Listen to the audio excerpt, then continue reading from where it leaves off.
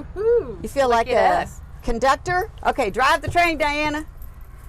Well, there's not a steering wheel. Oh, sorry. Get it in gear at least. Oh my gosh, we're all in trouble. Okay. You know what it says on the back here?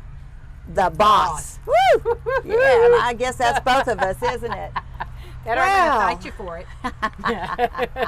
it. So we want to welcome you to today's episode of the SPI Chamber Today Show. Yes. I'm Alita Bagley, president of the South Pottery Island Chamber, and the locomotive driver here is Dianna Harville, and I am the marketing director for the chamber.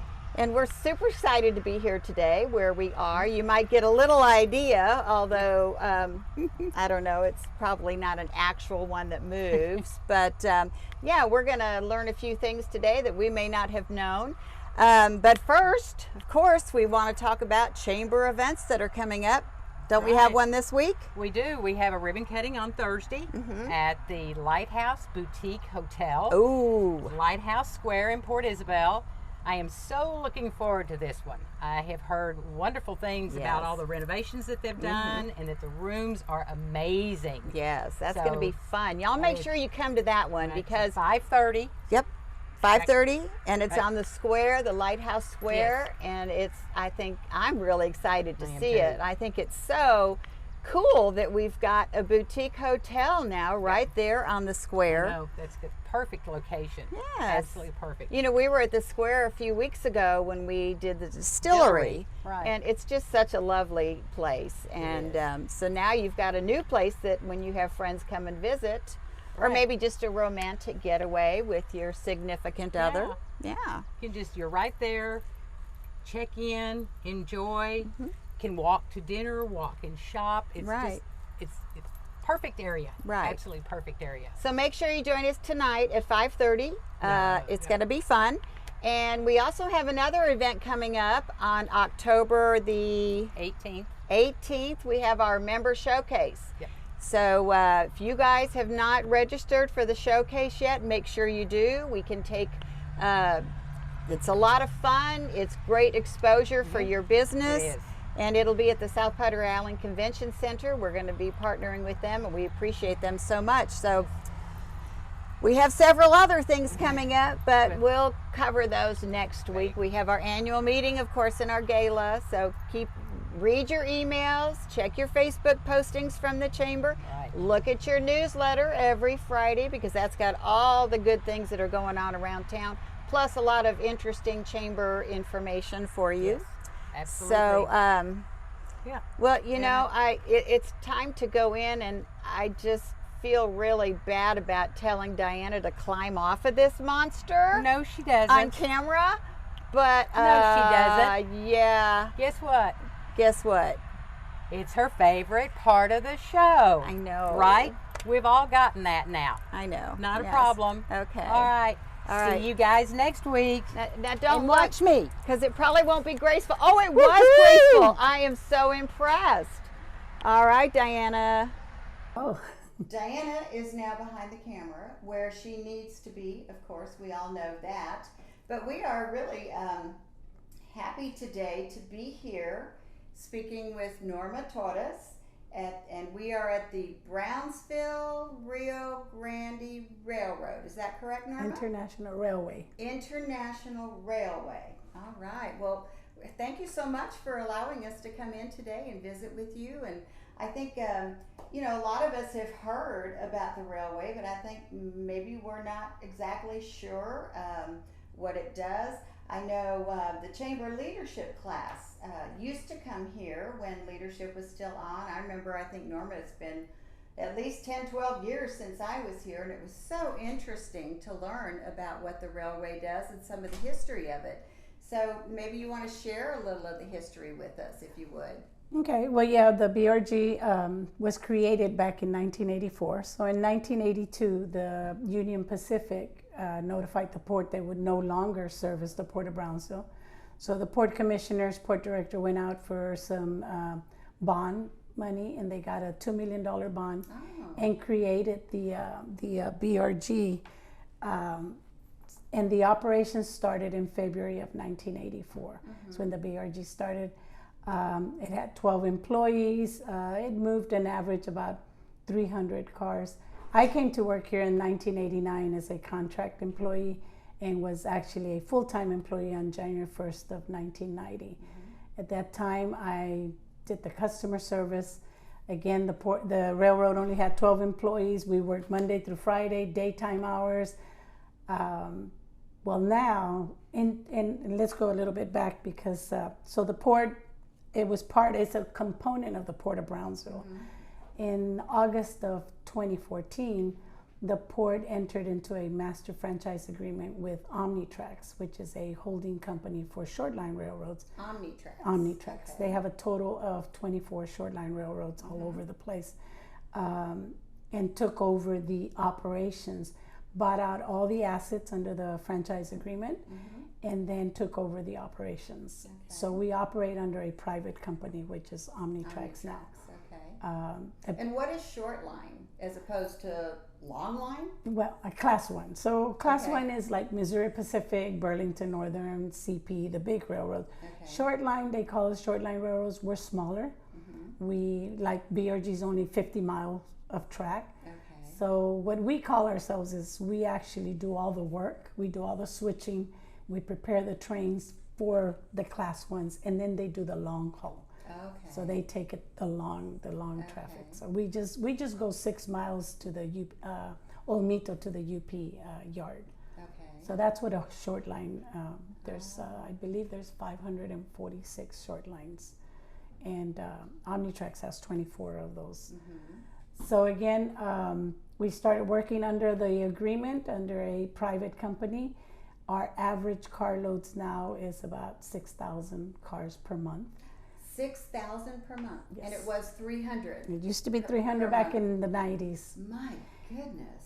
In 97, in the 90s, we got the scrap business or the steel business that came to the port, and that has evolved into being our number one customer.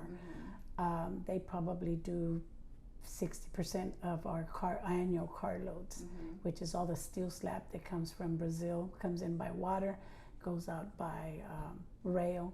We have a lot of the wind components now. We actually load up a train a week of wind components. There's a manufacturing company in Matamoros, just across the border, that is actually manufacturing the largest wind components, which is 80-meter blades. So we are the first short line railroad that is actually moving the largest wind components out of the Port of Brownsville. Wow, those are the big blades that you see coming down the highway. Yep. Wow. So right now that's what we're doing. And then we have refined fuels. Of course, at the port, it's pretty diverse. We have grain, we have steel, we have fuels, we have non-hazardous, hazardous material. We stay pretty busy. I think when Omnitrax took over, our largest car loads for the year were about 38,000 cars. Last year we moved 66,000, and we're probably going to do about 73,000 this year. Right? Wow. Our goal is to get to 90,000 cars, and the way we see the business continuing, we're probably going to be there in a couple of years. So tell me, so let's say a load of steel comes in. Are those the big rolls that you've seen? That's one of the components of steel. So we have steel coils. Those are called the steel coils. We have the scrap. You know, the kitty hawk just came in, and they will cut it up, put it into guns, and then we have the steel slab, which is it's like a slab, about 20 tons each slab. Whoa. And that is our number one steel that we move, aside from the scrap and the coils. Okay, so you pick it up here at the port?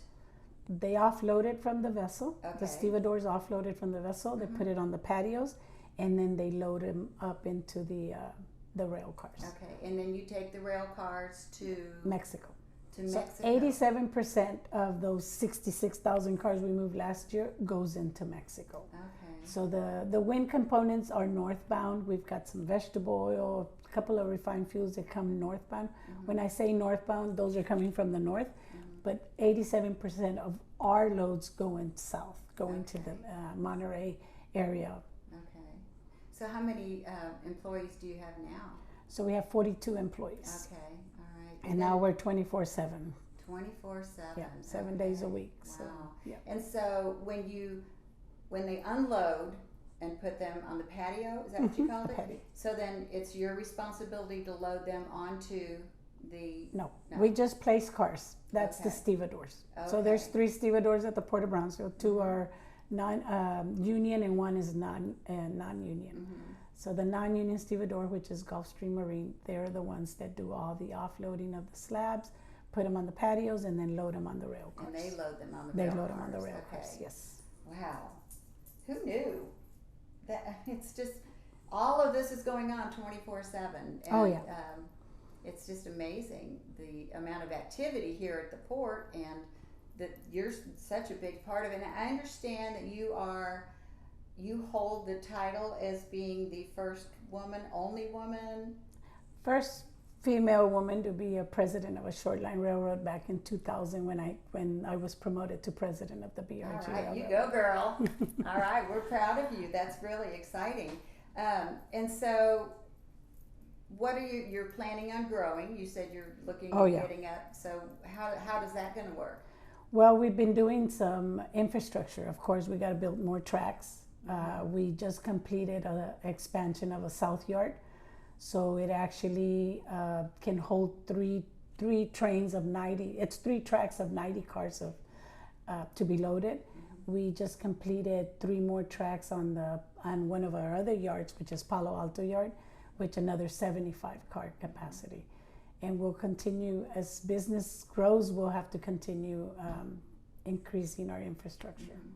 So you have the engines that pull the cars? We've got the locomotives is the only thing we own. Okay. All the rail cars that get loaded, if they're going to Mexico, they belong to the Kansas City de Mexico. Mm-hmm. And if they're coming northbound cars to be loaded, they belong either to the Burlington Northern or the Union Pacific. Okay. So you have conductors on those locomotives. So we have the one that moves the locomotive is an engineer. An engineer. It's called an engineer. Okay. And there's 2 people or 1 person on the bottom called the conductor. Mm-hmm. Basically, he is the one in charge. So he is the one that tells the engineer how to move. We can only go forward and backward, but he's actually the one that is in command of that crew. Mm-hmm. So it's an engineer, conductor, and then of course we have our maintenance away department. We have 7 guys that they maintain all the tracks. We've got 50 miles. We do go into town 5 miles to service some Union Pacific customers. And then the other 45 miles are inside the Port of Brownsville. That includes all the industries that we service here at the port. And we also have our mechanical department. They're in charge of all the locomotives, the repairs and the maintenance on the locomotives. And then we have another department called the car repair department. So we fall under federal laws. So we have to inspect every train that comes in, make sure that the ladders, everything is safe before we hand it to the customer. Safety is our number 1 priority on the railroad. Right. Well, this is very interesting, I have to say. And Norma, we really appreciate your taking your time out of, obviously, a very busy day and talking with us and kind of giving us some information that we probably didn't know before. I know I didn't. And but thank you so much. Well, we thank really you. do This is appreciate great. that. And we are happy to have you as a chamber member. We are proud to have you as a chamber member. And so can people come out to this area and look around, or is this part of the port that's restricted? Yes, going into, we're out of the restricted area, this office, and we're remodeling our offices. Okay. They should be ready by July of 2023. But inside the port, it's all restricted. Right. So you'd have to either have a TWIC card or have a reason why you're going into the port. So you can come and visit Norma, but wait until their offices are all remodeled, because right now they're in a temporary office.